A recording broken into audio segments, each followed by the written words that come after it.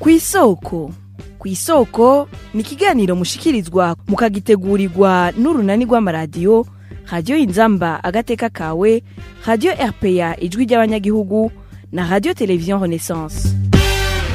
Mu nama yakoranye kuwa 2025 ndamukiza umwaka wa 2024 mw'ishirahamwe mpuzamakungu ry'urukino rwa basketball ryafashe ingingo yo guhagarika ishirahamwe ry'urukino rwa basketball mu Burundi mu kiringo c'ukwezi guheraho Burundi bwafatirwa ibihano vy'agateganyo hari kuwa 12 ndamukiza umwaka wa 2024. Muri ico gihano hiyongerako amande angana n'ibihumbi 50 vy'amafaranga y'amasuwise, no kuvuga amafaranga arenga miliyoni 150 mu mafaranga y'amarundi. Ayo nayo asabwa kwishurwa mu kiringo kitarenze iminsi 30 kuva igihishira hamwe ry'urukino rwa basket mu Burundi bimenyesherejwe iyo ngingo. Ivyo bihano bikaba vyafashwe inyuma yaho mwihiganwa rya bari ryabere mu gihugu ca Afrika y'Epfo umugwi Dinamo wanse gukina wambaye imyambaro yanditseko Visit Rwanda, igihugu gisanzwe gifashe mu mugongo iryo higanwa. None abarongoye FEBABU baba bakuye icigwa ikihe mu makosa yakozwe, ni igihe gikwiye gukorwa kugira urukino rwa basketball mu Burundi rusubire kugira kanovera. Inyishu y'ivyo bibazo ni muri kino kiganiro kw'isoko, mukaba mugira mu gishikizwe na Je Bonfils Niyongere, ndabahaye n'ikaze.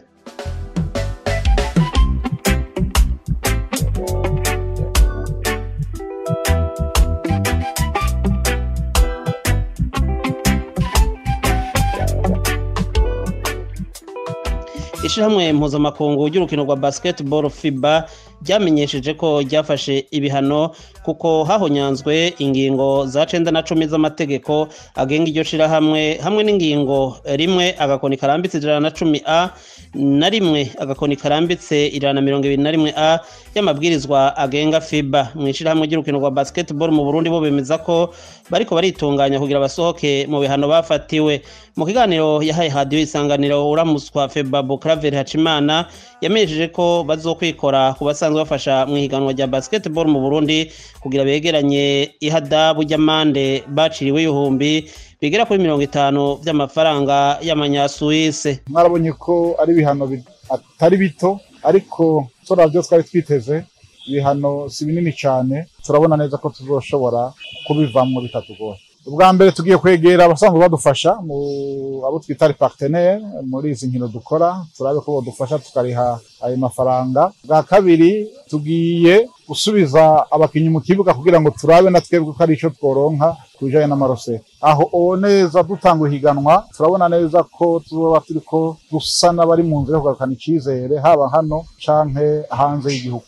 N'ubwa mbere bishikiye Federation y'u Burundi kuva ibaho, ni ibihano bitumye tugira ico no kwita experience. Turizeye neza ko bitazosubira kuko twarabonye cyane ko habaye kutavugana hagati y'abarongozi ba basketball bo ngahe Burundi hamwe nabo hanze. Turibaza yuko nitwagendera kuri ivyo byo kuganirana cyane mu nyuma bitazosubira kuba.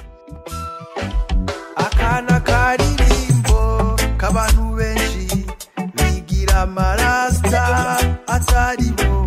Akana karirimbo k'abantu benshi bigira abakizwa kandi ari njyajya, kwirirwa wirukanga abantu barenza agahinga, urusaku tujambo. Blaise Bakonibe, umwe mu barundi bakurikirana ibibera mu Burundi biciye ku mbuga ngurukana bumenyi, ahanura abategetsi bashasha b'ishiramwe ry'urukino rwa basketball mu Burundi kubahiriza amategeko yashizweho n'ishiramwe mpuzamakungu FIBA kugira birinde kuzosubira guhabwa ibihano nk'ivyo muri kazoza. Kugira ngo urwo rwego rubanda yarutera imbere no kugarukana icizere muri FEBABU, ivyo navyo bishobora gushoboka mu gihe ibikorwa vya FEBABU bikozwe mu muco ntangere, hakareka kubaho ivyo dusanze twari tugize imisi tubona usanga habaho ibipfungu, hanyuma kandi bashira imbere amategeko bayakurikize kuko asanzwe hari ayo muri FEBABU akaba nayo muri FIBA, bakumviriza kandi n'ivyo abakunzi n'abakurikirana urwo rukino bavuga, bakabona ko bimwe iyo bikenewe bashobora kubikorerako. harakwiye kandi kubaho gusanura nk'ibibuga bimwe bimwe usanga bisigaye bimeze nabi, baraba ukuntu hoboneka uburyo bwo gushobora kubinagura kugira ngo abana bamenyere urwo rukino.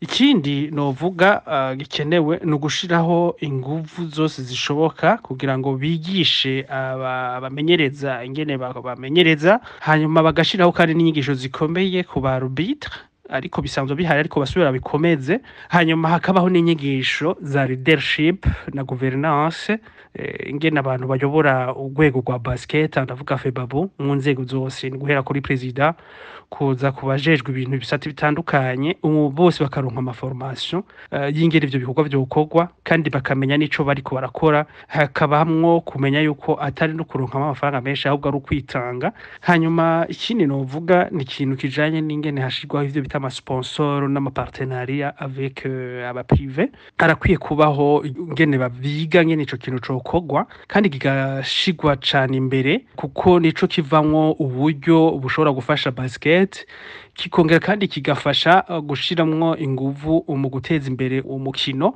no kuvuga uburyo bubonetse, harabamwo kubaka ivyo bibuga, harabamwo guhemba abakozi bakora muri ico gisata no guhemba abakinyi.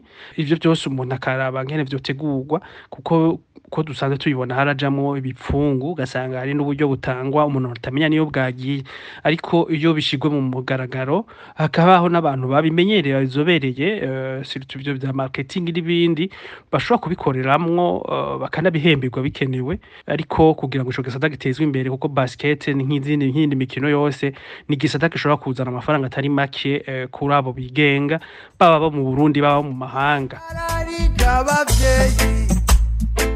Waradoze kumana Ivyashikiye umugwi wa Dinamo vyazanye icuka kibi mu bakunzi b'urukino rwa basketball mu Burundi, vyatumye bamwe mu bagize komite ya FEBABU batanga imihoho, harimo wahoze arongoye ishirahamwe ry'urukino rwa basketball mu Burundi Apotre Jean Paul Manirakiza. Inyuma yaho kwigerekezo rya 4 Rusama umwaka wa 2024 biciye mu ikoraniro rya bose ry'abagize FEBABU, niho abagiye kurongora FEBABU bashasha bemezwa.